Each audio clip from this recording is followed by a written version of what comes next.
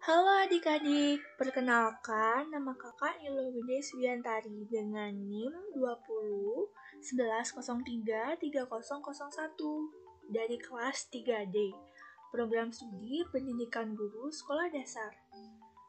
Nah, dalam komik kali ini mengambil tema dari kompetensi dasar kelas 4 yaitu 2.1. Bersikap berani mengakui kesalahan, meminta maaf, memberi maaf, dan santun sebagai perwujudan nilai dan moral Pancasila.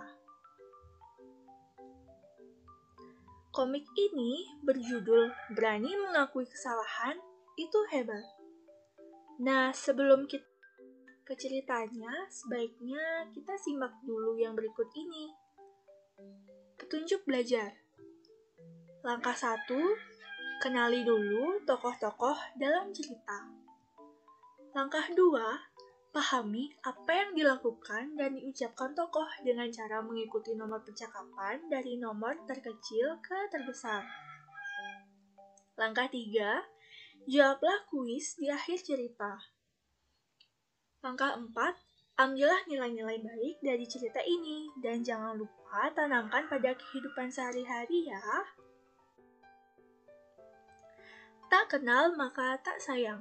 Yuk kenalan dulu dengan tokoh-tokoh dalam cerita ini.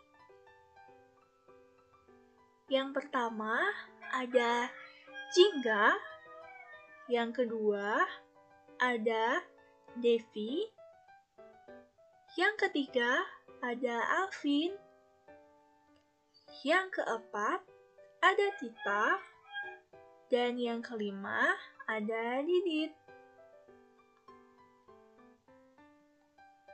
Ayo kita simak ceritanya.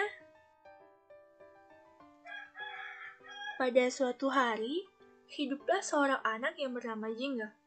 Jingga memiliki beberapa teman yang bernama Didit, Alvin, Tita, dan Devi. Setiap hari, mereka selalu belajar dan bermain bersama-sama. Sampai suatu ketika, aku bosan sekali di rumah.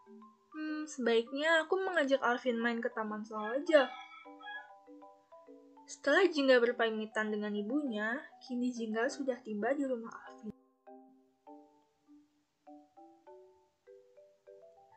Hai Alvin, ayo kita bermain ke taman. Pasti teman yang lainnya juga ada di sana. Ayo, kita bermain ke taman. Tapi aku izin ke ibuku dulu ya. Setelah Alvin berpamitan dengan ibunya, kini mereka sudah tiba di taman. Tiba-tiba pandangan mereka tertuju pada seorang anak laki-laki dan ternyata itu adalah Didit.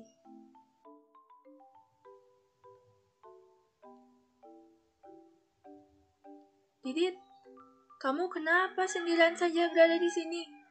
Mana teman-teman yang lain? Aku tidak tahu. Aku di sini hanya sendirian saja. Kamu tidak apa-apa kan, Dit? Iya, aku tidak apa-apa, Jingga. Kalau begitu, ayo kita bermain bersama. Aku sudah membawa kelereng.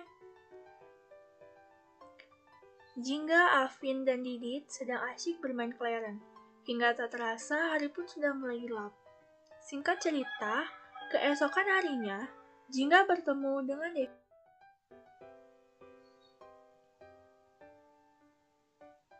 Hai Devi, kamu mau mengantar kue kemana?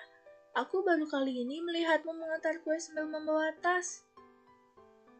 Hai Jingga, ini aku mengantar kue pesanan Bu Rati. Aku membuat tas sebab 2 hari yang lalu aku tidak sengaja menjatuhkan uang hasil dari penjualan kue ini. Makanya aku membawa tas agar uangnya aman dan tidak terjatuh lagi. Apa kamu sudah menemukan uang yang terjatuh itu? Sampai saat ini aku belum menemukan uang yang terjatuh itu. Untung saja ibuku tidak memarahiku. Tetapi tetap saja aku merasa bersalah pada ibuku. Oh, syukurlah. Lain kali kamu harus lebih berhati-hati lagi ya. Setelah itu, Devi menuju rumah Bu Ratih. Kini Tita sedang berjalan-jalan dan tidak sengaja melewati taman dan melihat Didit tengah berada di taman seorang diri. Lalu Tita menghampiri Didit.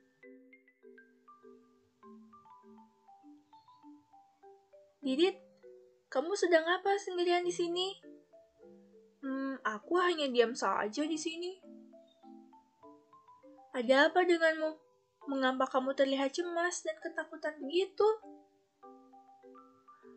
2 hari yang lalu ibuku sakit dan persediaan obat di rumah sudah habis. Saat itu ibuku tidak mempunyai uang simpanan. Aku kebingungan, lalu pergi ke rumah bibi. Lalu bagaimana dengan kondisi ibumu saat ini? Ibuku sudah baik-baik saja, tapi uang itu... Maksudmu uang apa, Dit? Sebelum aku sampai di rumah bibi, tidak sengaja aku menemukan uang yang terjatuh. Saat itu aku melihat Devi berlari dan uangnya jatuh tepat di depanku. Aku sudah memanggil bahkan mengejar Devi, tetapi dia tidak mendengarku dan sudah menghilang entah kemana. Jadi uang yang kamu gunakan untuk membelikan ibumu obat itu uangnya Devi? Iya, aku terpaksa menggunakan uang itu. Dan sekarang aku sangat menyesal. Aku takut Devi akan marah lalu memusuhiku. Jangan takut untuk mengakui kesalahan, Didit. Kita harus berani mengakui kesalahan dan berani bertanggung jawab atas apa yang sudah kita perbuat. Tak lama setelah mereka mengobrol, datanglah Jingga dan Alvin ke taman.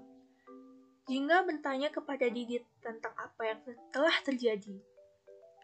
Lalu, Didit menceritakan kembali masalah yang sedang ia alami kepada Jingga dan Alvin.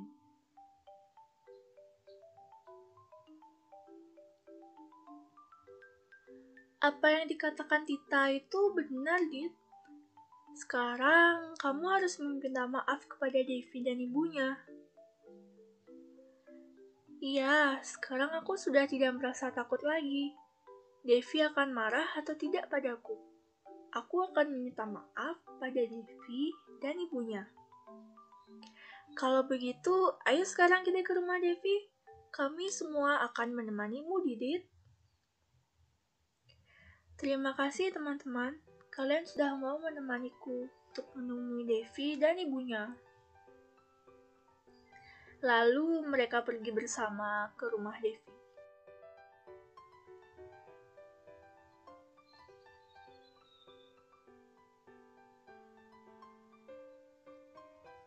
Sesampainya di rumah Devi, mereka semua dipersilahkan masuk. Selalu, Didit dengan penuh rasa tanggung jawab, berani untuk mengakui kesalahannya kepada Devi dan ibunya. Didit menceritakan bagaimana kejadian itu bisa terjadi. Dan ia juga menceritakan alasan yang sebenarnya, mengapa ia dengan terpaksa harus menggunakan uang itu. Devi dan ibunya tidak menyangka bahwa Diditlah yang telah mengambil uang itu.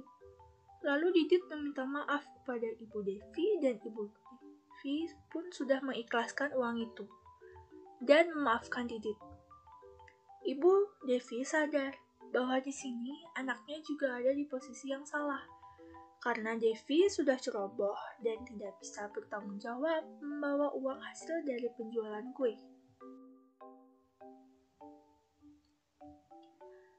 Aku akan mengembalikan uang itu karena aku harus mempertanggungjawabkan perbuatanku.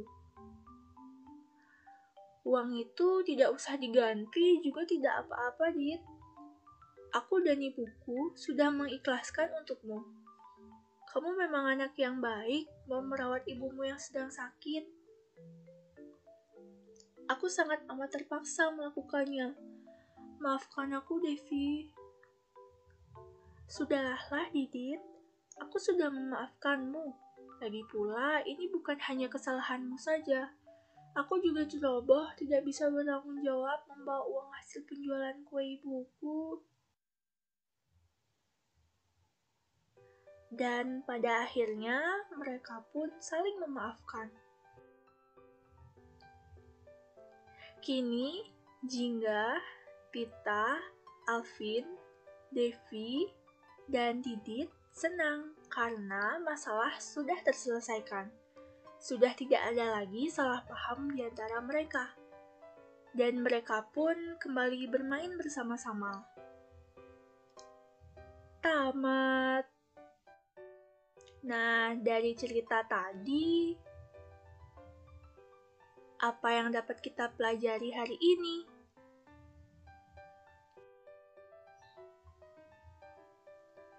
Nilai-nilai apa saja yang dapat kalian ambil setelah membaca cerita ini?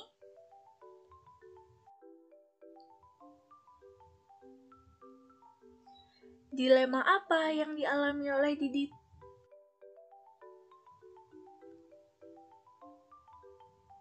Norma apa yang terkandung dalam cerita ini?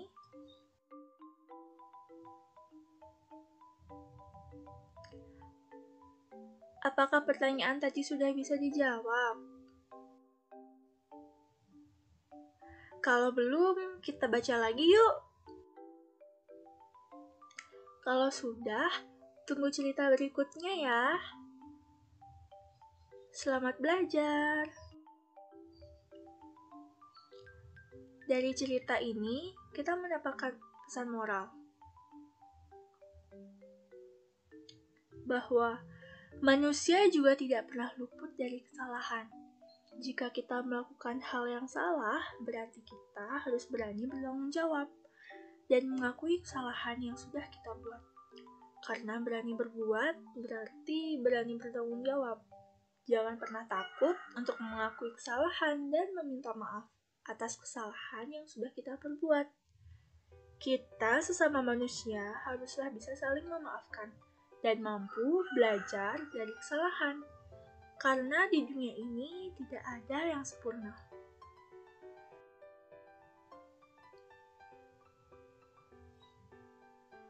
Terima kasih dan sampai jumpa lagi di cerita berikutnya.